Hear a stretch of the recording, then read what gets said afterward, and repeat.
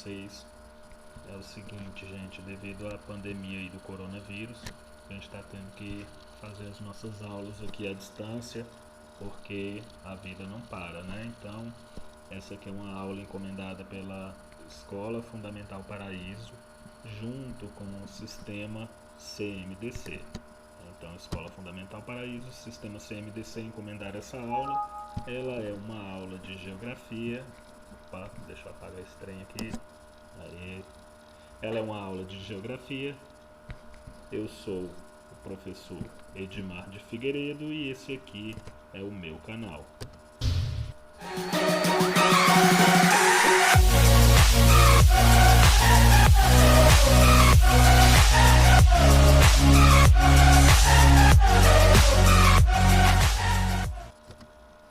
É isso aí, galera. Então é o seguinte, vamos direto para nossa aula. Eu vou estar utilizando aqui o livro digital, que é o mesmo livro que vocês têm acesso aí na casa de vocês. Eu tenho acesso aqui, ó, na internet, tá bom?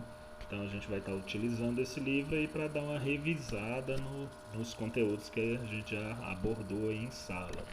O primeiro conteúdo trabalhado em sala de aula foi justamente esse conteúdo aqui, está falando sobre geopolítica. E o que viria a ser essa geopolítica? Essa geopolítica que está falando aqui, ela vai estar trabalhando aí relações de interesses, né, interesses econômicos, interesses territoriais, existente entre as nações. Então, quando a gente fala aqui de geopolítica, estamos falando nada mais, nada menos do que relações de poder entre as nações. Então, algumas nações elas são mais poderosas, outras nações são um pouco mais fracas, são mais dependentes, né? E aqui o interesse principal da geopolítica é você obter o que? Isso aqui, ó, a hegemonia mundial. O que seria essa hegemonia mundial? Seria uma soberania. É você conseguir fazer com que o seu país seja o país mais importante, mais influente de todo o planeta, né? Então, temos aí esse principal objetivo. Só que esses objetivos, obviamente, eles acabam conflitando com outros interesses de outros países, né? E aí acaba que cria algumas tensões e conflitos mundo afora. Então temos aqui, ó, conflitos e tensões no mundo. Que conflitos são esses? São conflitos de ordem religiosa, são conflitos de ordem econômica. Nossa, esse negócio de novo, sai daí. São conflitos de ordem econômica, são conflitos militares, por questões territoriais, etc. e etc.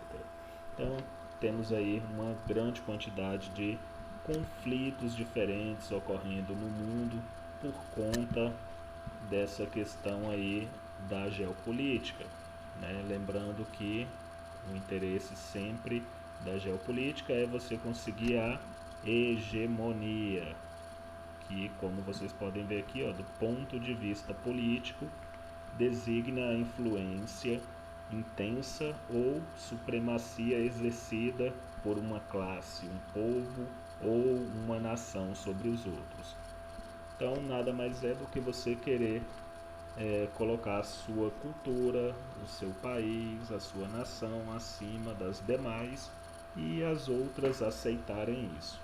Quando você consegue esse objetivo, você atingiu a sua hegemonia. Passando aí para a próxima página, que temos aqui, vamos dar uma ampliada. Opa. Rivalidades étnico-territoriais. Pessoal, algumas partes do mundo eles vão ter um problema aí com a questão da hegemonia, porque vai entrar na parte de rivalidades étnicas ou rivalidades territoriais, ou como é o caso aqui que estamos analisando aqui no Oriente Médio, temos os dois problemas acontecendo. Esse troço aqui de novo, sai. E aqui nós temos a região de Israel, a região da Cisjordânia, da Jordânia, da Síria, do Líbano, a faixa de Gaza. E toda essa região aqui está vivendo há muito tempo conflitos por questões territoriais. Então, o Israel, ele fala que todo o território pertence a ele. Aí tem os palestinos que falam que aqui tem o Estado palestino, que Israel não tem soberania sobre esse lugar, e esse conflito aí dura há muito tempo. Além disso, ainda tem questões religiosas que estão aí envolvidas. Essa região aí, como a gente sabe, a região de Jerusalém, ela é uma região bíblica, histórica, né, onde aconteceram diversas passagens da Bíblia, onde Jesus permaneceu durante muito tempo aqui na Terra, e inclusive onde ele teria nascido, né? Então, continuando aqui, vamos para o próximo, que são os interesses econômicos e recursos naturais. Pessoal, interesses econômicos e recursos naturais são dois dos itens principais que estão aí sempre causando conflitos no planeta. Eles estão aí sempre causando conflitos no planeta, né? Então, é uma coisa bastante já trabalhada em sala de aula. Quando os interesses econômicos entram em questão, né, quando eles entram em cena, esquece praticamente tudo. Então os países, eles acabam esquecendo aí os princípios e tudo mais por conta desses interesses econômicos. E se tiver que partir para a guerra, ele vai partir, porque no final das contas o dinheiro é o poder e o poder é o dinheiro. Quanto mais dinheiro você tem, mais poderoso você fica. E para você conseguir a hegemonia mundial, você tem que ser muito poderoso. Então tem que ter bastante dinheiro. Outra questão aí é a questão dos recursos naturais. Esses recursos naturais, como por exemplo o nosso petróleo, eles são bastante valorizados. Por quê? Porque toda economia que se preze, ela vai precisar de matéria-prima, ou no caso aqui, ela vai precisar de energia para poder continuar a se manter, né? Para poder continuar o seu progresso, o seu desenvolvimento. E aí, na questão do petróleo, entram algumas áreas estratégicas, né? Alguns países têm grandes reservas de petróleo, como é o caso lá da região que a gente tinha abordado aqui, ó, a região da Síria, da Cisjordânia e tal. Esse pessoal aí ainda tem um petróleozinho, né? E grande parte das reservas mundiais de petróleo se encontram aí no Oriente Médio, mais precisamente aqui, ó, no Iraque, o Iraque, e também na nossa Arábia Saudita, né? São os países aí que apresentam as maiores reservas de petróleo do planeta. E esse mineral energético é bastante disputado, não só pela capacidade de produzir energia, mas também pela grande quantidade de subprodutos que pode se fazer através dele. Bom, gente, então a gente tem aí a questão do petróleo, motivando também alguns conflitos, né? Como já ocorreu aí na região do Iraque, a Guerra do Golfo em 1991, que foi um conflito por conta do petróleo, motivado aí pelo petróleo, né? Vamos passar para a próxima página.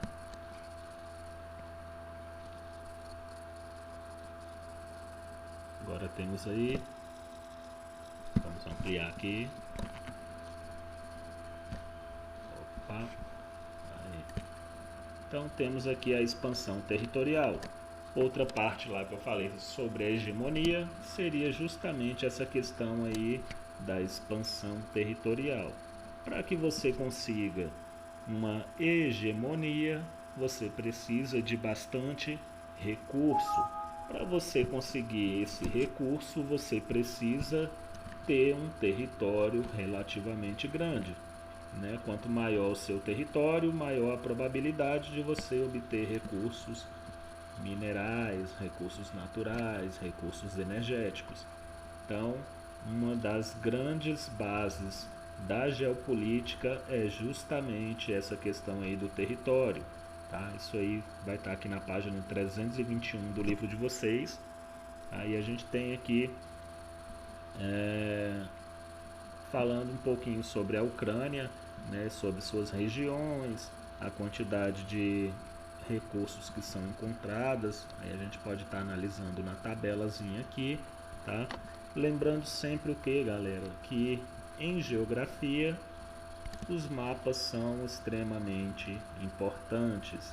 Então, não vamos desprezar os mapas. Sempre que aparecer um mapa, vamos procurar estar analisando ele bem. Tá bom? Aqui eu vou dar uma pulada porque a análise do mapa ela é um pouco mais minuciosa, vai acabar demorando e a gente está meio sem tempo. Bom, chegamos aí ao tema 2, áreas estratégicas no mundo, a construção dos conceitos de Oriente e de Ocidente. Como a gente já havia falado, essa construção de conceito aí de Oriente e Ocidente, ela veio lá do Império Romano. Tinha o Império Romano do Ocidente e o Império Romano do Oriente. Então, de determinado ponto para o leste, tínhamos o Império Romano do Oriente, e daquele determinado ponto para frente, para o oeste, tínhamos o Império Romano do Ocidente. Tá bom? Então, basicamente, esses termos surgiram nessa época aí. Sai daí! Bom, como a gente pode acompanhar aqui, olha só que bonitinho aí o Império Romano dividido, né? Império Romano aqui do Oriente, Império Romano aqui do Ocidente, tá bom? Então, o Império Romano basicamente determinou aí essa divisão de hemisférios. Depois a gente vai ver que houve uma divisão geográfica mais precisa, né, que foi determinada ali pelo nosso meridiano de Greenwich, tá bom? Vou passar para frente.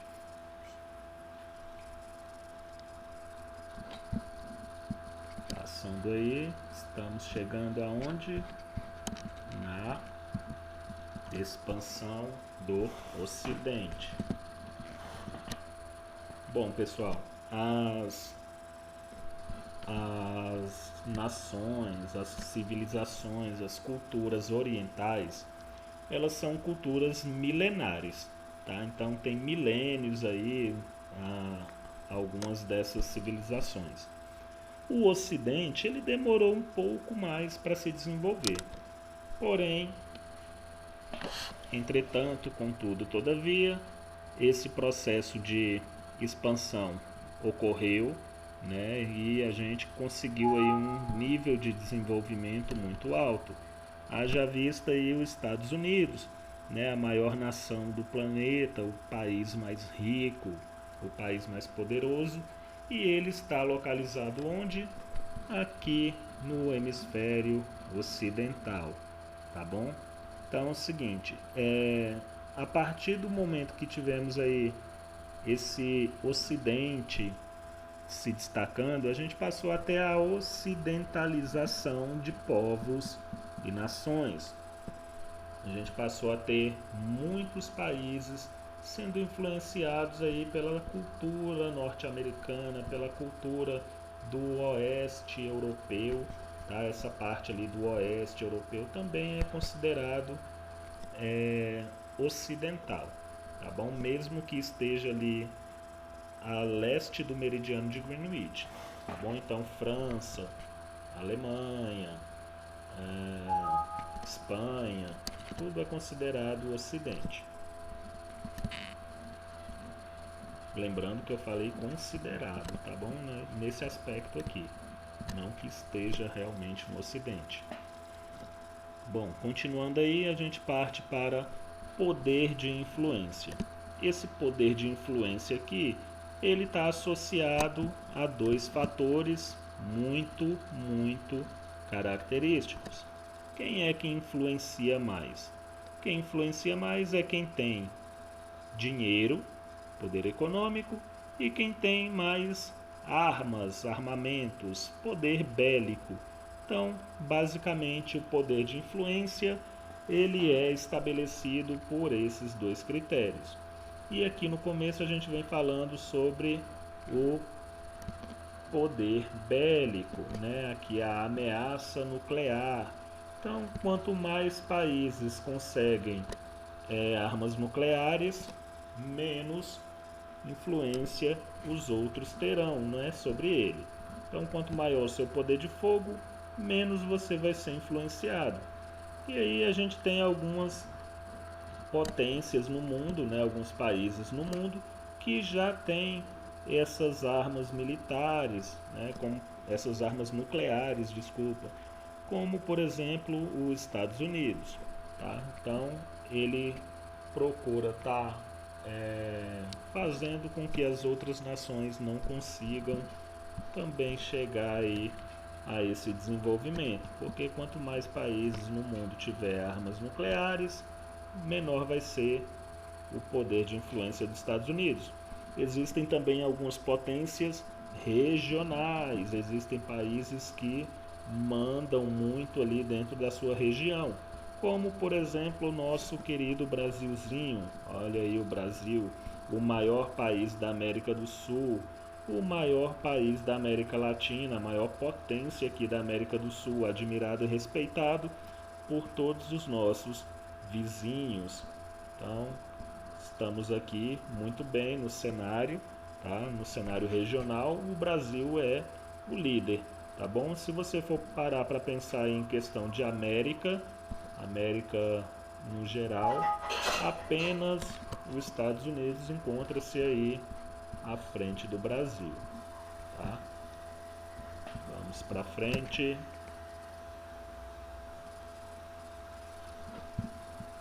Vamos aumentar aqui. Isso aí. Bom, continuando aí o nosso texto, né, a nossa revisão. Estamos vendo aqui algumas áreas do Oriente Médio, né, algumas áreas de produção de petróleo.